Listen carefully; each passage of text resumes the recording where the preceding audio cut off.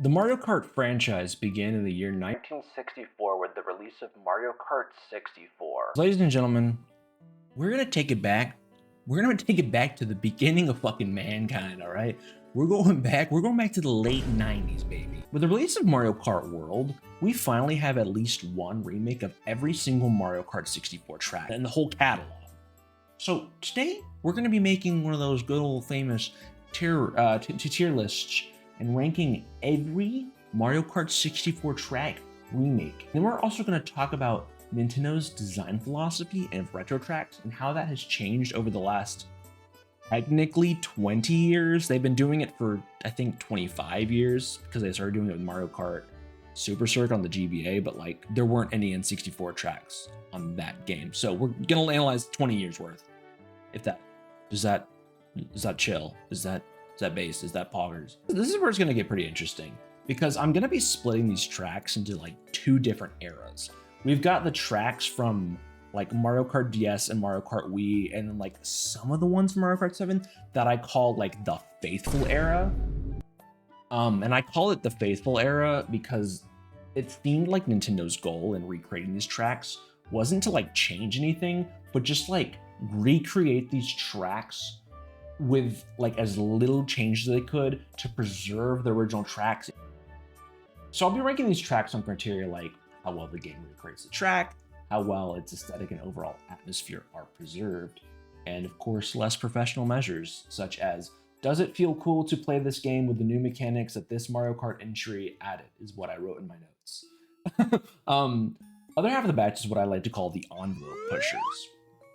These games include Mario Kart 7, kind of, Mario Kart 8/8 Deluxe, and Mario Kart Wii. These track remakes seem to operate on a philosophy of, keep the core aspects of these tracks, but throw in some kind of modern twist. I'll be ranking these tracks on criteria like how well the track rejuvenates and or preserves its aesthetics, what changes are made to modernize the track, and again, does it feel cool to play this track with the new mechanics that this Mario Kart entry added? After all, video games are meant to be fun, right? You can analyze them under a critical lens all you want, but we just can't discount the simple joys of playing these video games for leisure, brother. And then last note before we dig in, I'd like to rank these tracks on how well made they are, taking in consideration the year that the game itself was released, not necessarily how well they hold up today. Also, we'll be tackling these tracks console by console in chronological order to get a better idea of how Nintendo's philosophy of creating retro tracks has changed from 2005's Mario Kart DS to 2025's Mario Kart World. Okay, so first up we got Moo Moo Farms from Mario Kart DS. This one is just mostly a one-to-one remake. One thing I do like about it is bumping into people and how it works in this game. Adds a little touch of chaos added to an otherwise uneventful track, other than, the moles. I'll go ahead and slap that bad boy in A tier. Okay, next up is Frappe Snowland. I think this is actually slightly worse than the original track because as you can see here, as I'm racing through here, these snowmen are just way too far apart to make them even remotely interesting as an obstacle. So I'm gonna give it a B tier. Okay, so then we have Choco Mountain. This one, like the rest of the DS tracks, is a very faithful remake. Doesn't change too much, but I still think this track is pretty difficult to navigate through and just, it's a fun track overall. So I'm going to give it a solid A tier because I like the way the original track plays and I like the way that this one remade it. Okay, so our final DS track is Banshee Boardwalk. I'm gonna give this bad boy a 7 out of 10 for too much light.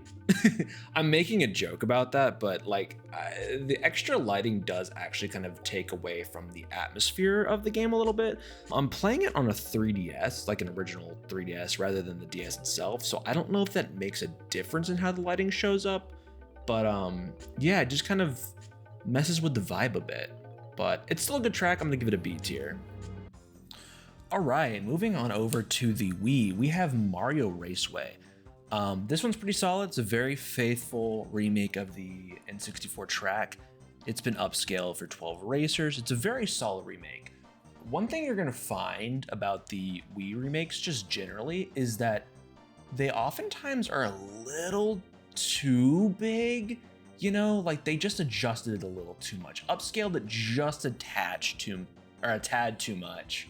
But overall, like I said, this is a very solid remake. It's still super fun, even if it is a little bit big. I'm gonna give this bad boy an A tier. All right, moving on, baby. We got motherfucking Sherbet Land, fuck, I don't care. This one's beautiful. It's cute. It's chaotic. I love the penguins. They're adorable. There's like this fun ramp to the side of this like giant rock, and I think that's pretty cool. And I also think it's really fun to jump off the level at the very end, even if you completely butcher it. Don't just ignore that one. This one's going in the motherfucking S tier.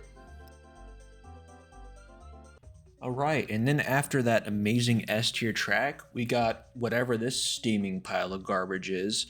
This is genuinely the worst remake on this list so far. I cannot emphasize how horribly they shit the bed with this remake. It is actually unbelievable. It's like they saw the original track and were like, yo, you remember that one track that was really cool and fun and had a unique vibe? What if we took all the fun parts and got rid of them and didn't replace them with anything interesting? Because why would we do that? There's the jump panel, lame. You can't direct your angle. That's awful. There's no coconuts. Why are there no coconuts? Where do the natives go? Are the monkeys on lunch break? I don't understand. Where did they go? Why are they not here? I hate it. And then the shortcut at the end is just like nerfed to the ground and sucks. And I hate it. This is the easiest F tier I've ever seen in my entire life. Thank you for coming to my TED Talk. All right, and then rounding out the Wii era, we got Bowser's Castle. This map is just as hard as the original. Like, it's a little bit like wider, but I really don't think that's a bad thing because, again, there are 12 racers. I think it's still like, it still feels cramped. It still feels difficult to navigate. It's still fun and like chaotic. But I did like the little changes that they did make to the track to make it a little bit more challenging, engaging. Like the bridge at the end is a little bit curvy, so it's a little harder to drive on. And there's like geysers of lava towards the end of it. I just think it's really cool. And I think they just really bumped up the aesthetic a lot. I think it's awesome. I'm gonna give this one an S tier. Okay, now we're moving on to Mario Kart 7. Got Luigi's Raceway up first. And this track's pretty all right. They didn't really change a ton of it. They added some boost panels off the side of the track, which I think is pretty cool. And drifting and jumping ramps is kind of novel for like a lap or two, but you know, that's about it. After that, it kind of just wears off. I feel like they could have added a little bit more. Maybe some like jump panels with the glider or something that could have been like a little bit more interesting. I just feel like for a game where they started to kind of push the envelope a little bit, they didn't really do a whole lot with it. But overall, it's still a pretty fun track. You know, it's pretty all right. I'd still give it a C tier. Okay, up next we got Koopa Beach, which is called Koopa Beach in this game for some reason, but it is still Koopa Beach from N64. Irrelevant.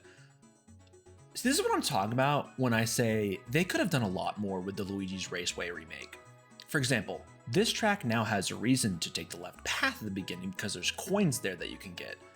And then moving forward, they changed the shortcut very drastically. You need a mushroom to take it. And then they added a ramp jump over the shell at the end, which I think is just so cool. Overall, I think this is the way that Mario Kart track remakes should be handled. And I'm gonna give this one a good A tier. Then rounding out the 3DS, we have Kalamari Desert. And I don't really know what to say about this track other than it just kind of feels like a beta for the Mario Kart Tour / Mario Kart 8 Deluxe version of Kalamari Desert.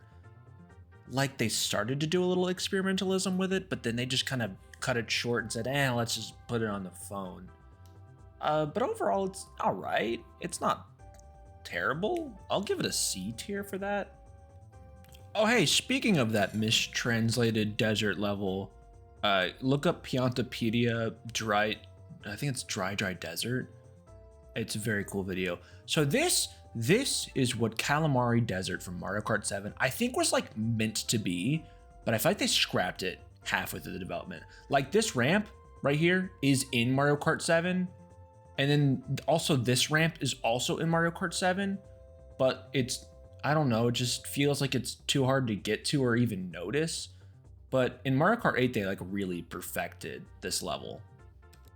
And then in lap 2, you get to like go in the little train, and I think that's so freaking cool because I can't explain to you how many hours my train enjoying young self just wanted to go in that little train tunnel as a child. I don't know why, but I just really wanted to go in there so bad. And I never could, and it made me very sad, and Mario Kart 8 Deluxe saved my life and cured my cancer. And then on the next lap, you get to go on this freaking cool... Wait, that's the third lap. What am I saying? Anyways, to conclude, very great track. 10 out of 10 would recommend. Easy, super duper easy S tier. No question about it. Okay, went a little out of order there because I wanted to do the back-to-back Kalamari Desert, but we're going on to Royal Raceway next. Okay, so this track, visually, top notch. I love the cherry blossoms and the bells and the leaf archways above the bridge, but I'm so sad that Peach's castle is blocked off, and it really hurts my nostalgia soul because I used to go there and just drive around Peach's castle for hours. So the fact that I can't do it is a little bit of a bummer, but it's not enough to make it like an F tier or C tier, but I'll give it a B tier. Okay, moving on to Yoshi Valley. This is actually one of my favorite tracks from Mario Kart 64. I love the little Yoshis that they added to the side of the track. I love the cannon. The bridge is easier to get across just slightly, which kind of allows you for, a little bit more strategy throughout the race. One thing I do miss is the little question mark mechanic from Mario Kart 64 where you could never tell what like place you were in. But at the end of the day, I'm not mad that it's not there because you could kind of figure out what placement you are if you thought about it while you were playing it. But overall, super fun level. I'm going to give this one an S tier. Toad's Turnpike is a very solid track. It's better for the casual, average player because it's not as cramped and hectic as the original. It's also got the anti-gravity added. You can trick off of cars. You can jump over the bridge if you jump off the car. And I just think that's a really cool touch. I think this is a really nice way of being like, hey, we want to honor the track, make it kind of feel the same, but not as insanely hectic. Because the original version of this track was like actually insane. And I don't think your average casual Mario Kart player would adapt to it super well, but I could be wrong. Anyways, I'm gonna give this one an S tier. It's Rainbow Road, it's where you go when your mom dies. Anyway, what? I can't listen to this shit without thinking of that song. So, Rainbow Road's cool. I like it a lot. It feels a lot more celebratory than the original version, with all the trains and the gold everywhere and the fireworks and everything like that. I gotta give it credit where credit is due. I think making Rainbow Road a segment track is genius because the original was just way too fucking long. The only sort of negative thing I have to say about this is I do miss the neon signs a lot. I just feel like it really adds to the atmosphere of the original N64 Rainbow Road. That being said, the fireworks are cool, but I just personally prefer the neon lights. Either way, I'm going to give this one an A tier. Oh, baby, it's Choco Mother Freaking Mountain. Dude, I don't have enough positive things to say on this map. It is so good. The aesthetics, the little Koopas on the side, this little tunnel with the bats and the secret little path on the left. It's so cool. And then the gliding part that's about to come up. Oh my god, dude, this map is so cool. See, what I like about this map is that like it doesn't feel as in the middle of the nowhere as the original version of this track did, it adds a little bit more to, hey, there's other shit outside of this level, but in a way that I think is really, really cool and super charming. This is actually probably my favorite way to play Choco Mountain. I'm gonna give this bad boy an S tier. No. And now that I've shown you my favorite way to play Choco Mountain, it's time to show you my least favorite way to play Choco Factory. Mario and the Chocolate Factory. Not that the original version of this track was visually stunning, to put it lightly, but the factory theming is, in my personal opinion, just too bland and unappealing in my opinion. Shortcat, a popular Mario Kart YouTuber, made this interesting point that when he looks at Toad's Factory and Choco Mountain on the map, it's hard to tell them apart by their icons. And don't get me wrong, this is a fun course to drive around on, but as a remake, it just... it's at best an homage to Choco Mountain. I'm gonna unfortunately have to give this bad boy an F tier. I'm so sorry to anyone who loves this map. I don't hate this map. Just as a remake, that's all. But enough of the negative talk. You've watched Nintendo YouTubers before. You know what it feels like to be inundated by endless negativity and zero nuance. Let's talk about something that I actually enjoy about this game. Swoop! And also this track. Okay, maybe I'm glazing this track a little bit, but to me, Wario Stadium from Mario Kart World is like the pinnacle of a good remake. I love the tricks off the walls that you can do. I love that the track is shortened. I love the jump in the middle. I love how complex the rail grinding is. It is just such a cool track to play. I like it because it's just like, it's fun and flashy and just a fun map. That being said, I'm gonna give this one an S tier. Now, let's move on to the next section of the video. So how have retro tracks changed over the decades? How did we get from this in 2005 to this, and decades later, this? I think it's important to look at how and why Nintendo created retro tracks to begin with.